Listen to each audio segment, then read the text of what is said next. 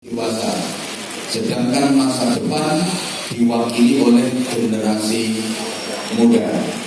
Maka dalam bahasa sejarah, siapakah orang tua itu? Orang tua adalah manusia masa lalu yang masih tersisa di masa kini, yang sudah tidak banyak harapan di masa depan.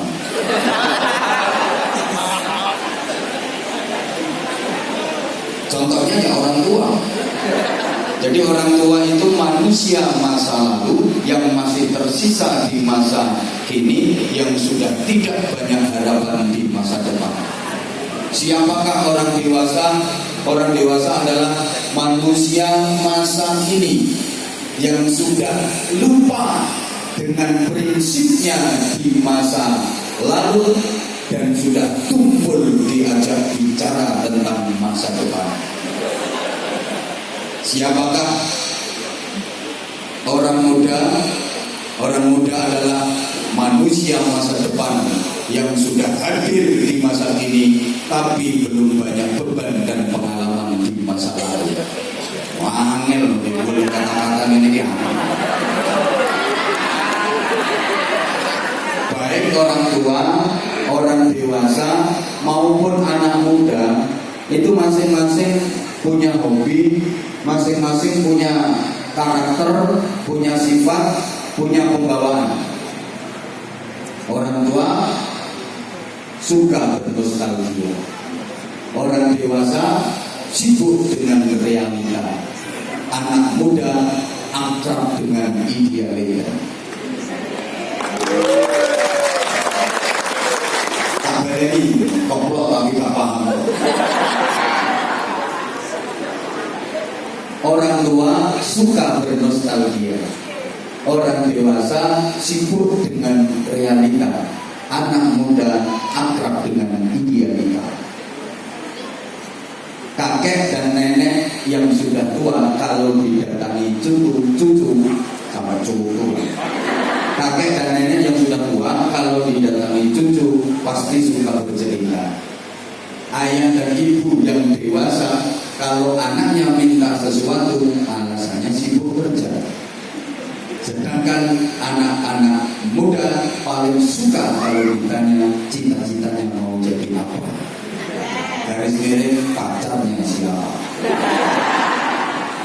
Maka tokoh tua sibuk menulis biografi.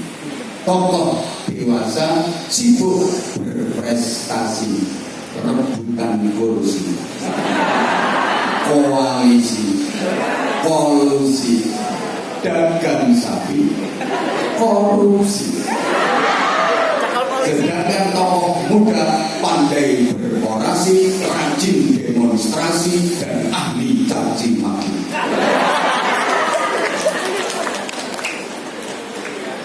Kalau kita bicara tentang masa depan, itu milik siapa?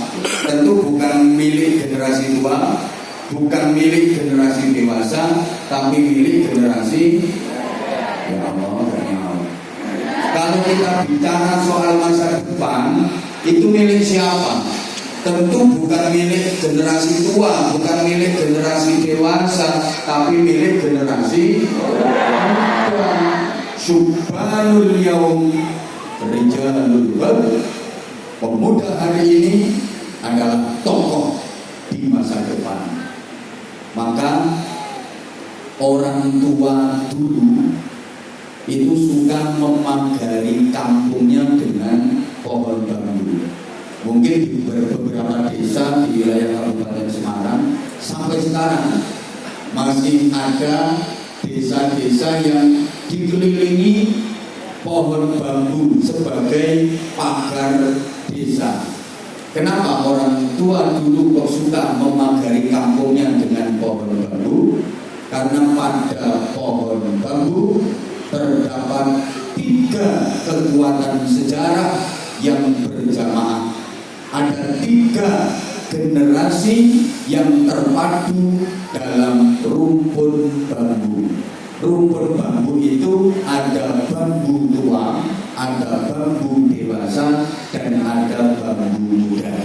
Bambu tua namanya tunggak, bambu dewasa dewasa namanya pre, bambu muda namanya bu.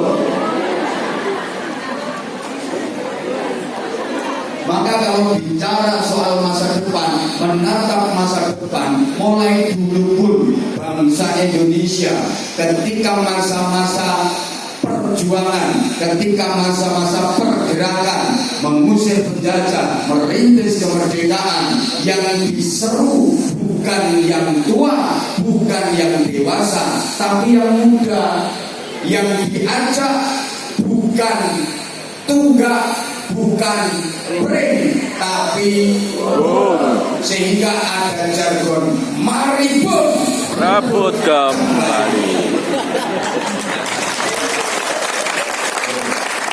Istilahnya mari bring apa maneh mari tunggak rebut kembali wis lewat.